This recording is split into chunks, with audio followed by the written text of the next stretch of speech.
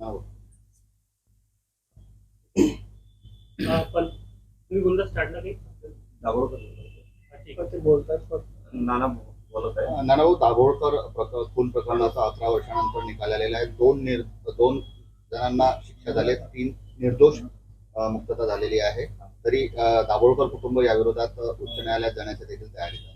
आणि सूत्रधारांना सुद्धा या सगळ्या सूत्रधार कोण आहे या पाठीमागचं हे महत्वाचं शोधून काढण्याचं.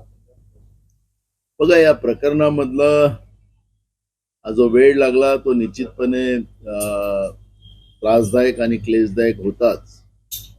पण आज न्यायदेवतेने जो निकाल दिला त्याच्यामध्ये जे 2 शूटर होते त्यांना लोकांनी पाहिलेलं होतं.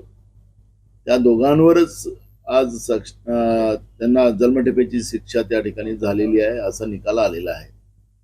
या निकालाचं आम्ही स्वागतच करतो.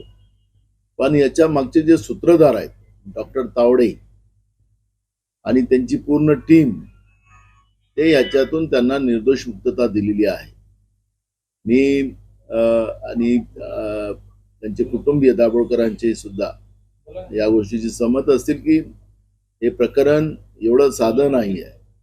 याच्या मागचा जो सूत्रधार आहे, कारण की ही जी कीड आहे जी समाजाला लागलेली आहे, ही चांगल्या व्यक्तिमत्वाला ज्यांनी अंधश्रद्धा निर्मूलनाचं काम हाती घेतलेलं होतं, अशा व्यक्तीला जीवे मारून शाहू फुले आंबेडकर विचाराचा खून करण्याचा पाप ज्या लोकांनी केला त्यांना सजा मिळालीच पाहिजे.